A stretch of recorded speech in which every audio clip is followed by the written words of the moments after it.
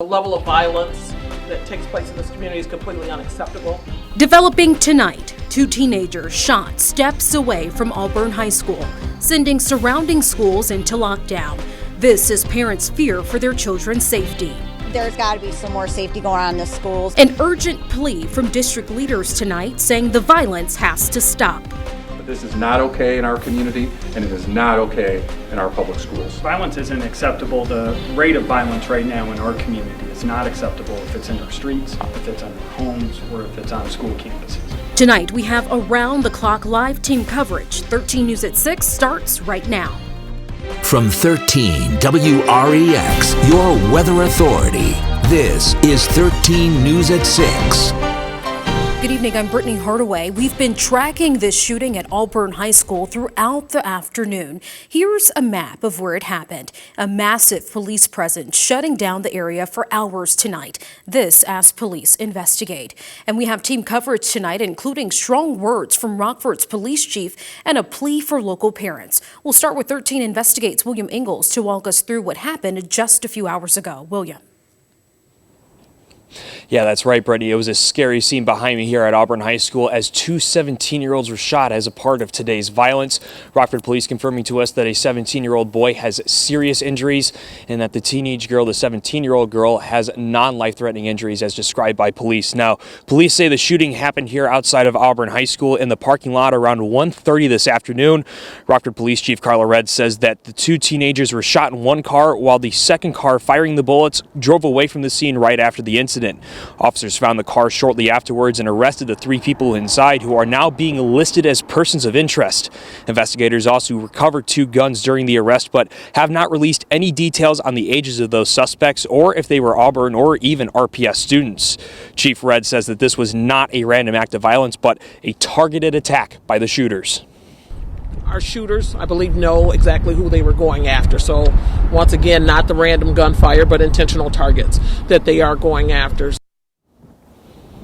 Now, as for the wave of lockdowns that were responded as a part of this shooting, and for more of our team coverage, Brittany, I'm going to send it back to you in the 13 newsroom. William, thank you for that. That shooting prompted those schools to go on lockdown: Auburn, Kennedy Middle School, McIntosh Elementary, and Wilson. You can see all of those schools right now on this map there on your screen. All of those schools went into lockdown today, leaving hundreds of parents worried for their children. And we want to get to our Cassandra Brettel with a very latest on what's ahead for tomorrow. Cassandra.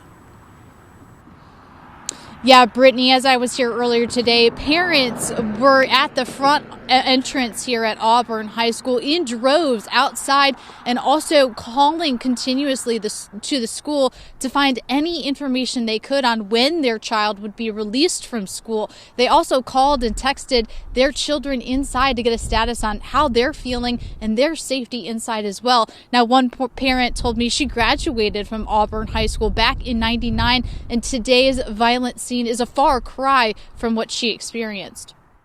I'll drop my daughter off to school, I'll pick her up, and there's no police in the parking lot. There needs to be more security in the school, in the parking lot, in the schools, something, because it's only a matter of time before something worse happens. Karen Bambrick is fed up with the handful of lockdowns Auburn has faced just in the last couple of weeks. She fears without action from the district, it'll get worse. Another parent told me this is worst case scenario. He says while he was on the phone with his child, he could hear students crying in the child's classroom.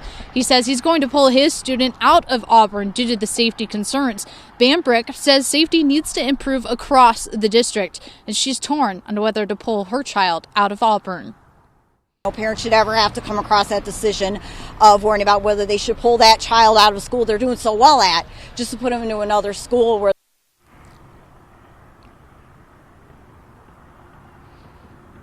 Bambrick is pleading with parents to get involved, go to meetings as well, and create a better environment in and out of school so that this doesn't happen again. For students struggling to cope, RPS 205 Superintendent Dr. Aaron Jarrett says 8 additional social workers are going to be inside Auburn High School tomorrow to help, as well as a trauma team.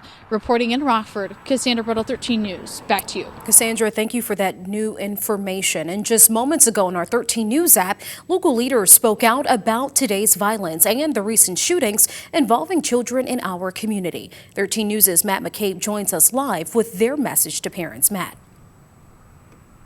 Brittany, the superintendent for RPS, acknowledged frustrations from parents today about safety in the district following the shooting.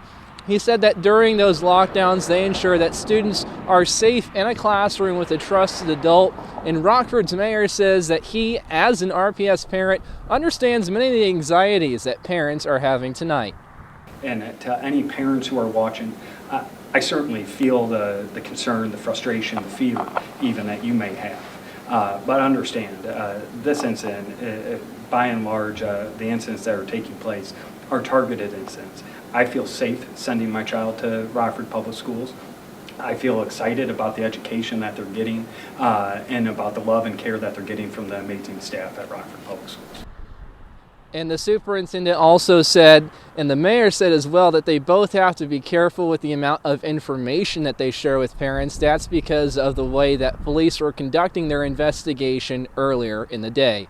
Brittany, back to you. Matt, thank you for that. If you missed any of our coverage this evening on this developing story, you can learn more about this story on our 13 News app. If you don't have it, you can download it for free in the Apple or Google Play Store. Hazardous winter weather starts up again tonight. Chief Meteorologist Alex Kirchner tracks what threats you may face tonight and tomorrow, Alex. So we got stronger winds working in, so that's going to blow around a lot of the snow that was left over from Saturday. Eventually, that snow on Saturday turned a little fluffier, so that blows around a lot easier. The drier snow, of course, could cause some drifting on east-west roads early this evening, and then could eventually lead to greatly reduced visibility after about 9 o'clock as those winds get stronger. So right now, we're seeing again west to east running roads being impacted by the strong winds. Those are mostly in open to rural areas. And then by late tonight and then throughout the day tomorrow, it's more north to south running roads as those winds switch direction. And again, it might be pretty hard to see with that snow flying around. And a lot of this, again, taking place in open areas and along rural roads. That's why we're seeing winter weather advisories across northern Illinois and most of Wisconsin as a result of the blowing conditions causing that drifting snowfall and other kind of road hazards. On top of all this, we've got harsh conditions when it comes to the cold coming later this week. So kind of a 1-2 punch here. We'll track just how frigid it gets coming up with the forecast. All right, a lot headed our way. Alex, thanks for that. And don't forget, you can stay weather ready by downloading our 13 WREX weather app. Get all the latest updates on the weather with access to live radar and weather alerts right in the palm of your hand. It's free to download in the Apple and Google Play stores. Just search 13 WREX. With the drop in temperatures, our local fire department is reminding residents to be cautious as fires tend to go up during the winter months. According to the district chief, the Rockford Fire Department has seen a slight increase in structure fires and cooking fires from December of 2020. This comes as more people are indoors and may use unconventional ways of keeping warm. When the department is taking calls, there are things residents can do right now to help. If residents, again, can help out by plowing out their fire hydrant or shoveling out the snow around the fire hydrant and keeping a good distance around that for us, it will definitely help to expedite the things that we need to do. And here's a list of warming centers in the state line. The Overnight Cafe opens for the season tonight at 9 o'clock.